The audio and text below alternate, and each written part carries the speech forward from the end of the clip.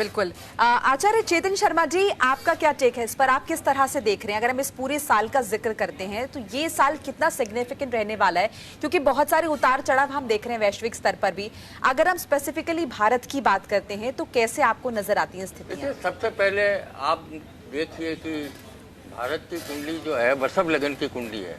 जब देश आज़ाद हुआ था तो वृषभ लगन की कुंडली थी। तो जैसा कि आपने अपनी रिपोर्ट में बताया कि भारत विश्व गुरु बनेगा, मेरा ऐसा मानना है कि भारत विश्व गुरु हमेशा से रहा है।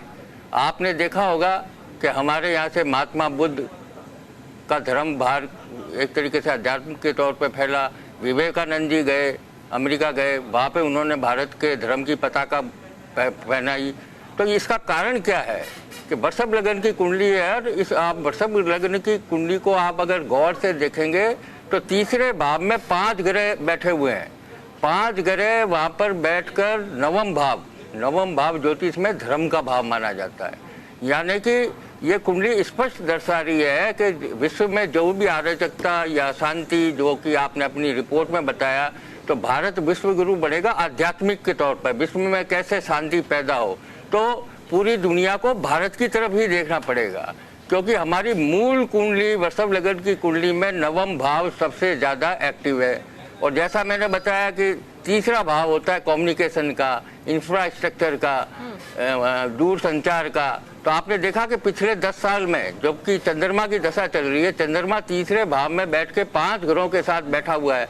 तो हमारी कुंडली का, वृषभ लगन की भारतवर्ष की कुंडली का तीसरा और नवम भाव, तीसरा भाव कम्युनिकेशन, मीडिया, ट्रांसपोर्टेशन, इंफ्रास्ट्रक्चर, इसमें हमने इस चंद्रमा की दशा में बहुत बड़ी तरक्की की है। और यदि भारत को विश्व गुरु बनना है तो हमें अपनी आध्यात्म परंपरा को, आध्यात्म की शिक्षा को ही हमें अपने पूरे विश्व में फैलाना पड़ेगा। हमारे यहाँ पर डिस्को संस्कृति नहीं है, हमारे यहाँ पे आध्यात्मिक संस्कृति है। हमारे यहाँ पर महात्मा गांधी, भगत सिंह, रामकृष्ण परमहंस, महात्मा बुद्ध जो भी पैदा हुए हैं और जो भी यहाँ के शासक वही कामयाब हुए हैं जो कि आध्यात्म की गुफाओं से बाहर निकले हैं। जैसे आपने बताया कि हमारे प्रधानमंत्री जो है धार्मिक रिचुअल्स, धार्मिक के जो भी चीज़ें हैं उनमें बड़ा बढ़ चढ़ के हिस्सा लेते हैं, तो उसका विश्व पर भारत का काफ़ी सकारात्मक प्रभाव पड़ता है।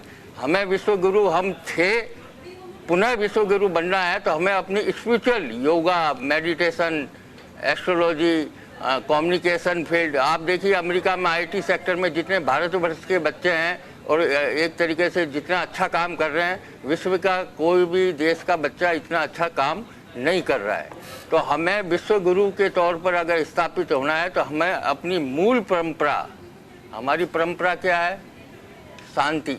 शांति कहाँ से आती है? भीतर से। और भीतर जाने के लिए अध्यात्म, योग, ध्यान इत्यादि जो अपनी जो स्किल्स है इसको हम आगे बढ़ाएंगे, इस पर हम विश्वास रखेंगे, न कि पाश्चात्य संस्कृति के दिए हुए जो भी आजकल लाइफ स्टाइल है, अगर उस पर चलेंगे तो हम विश्व गुरु बनने में कहीं न कहीं थोड़ा सा तकलीफ में रहेंगे।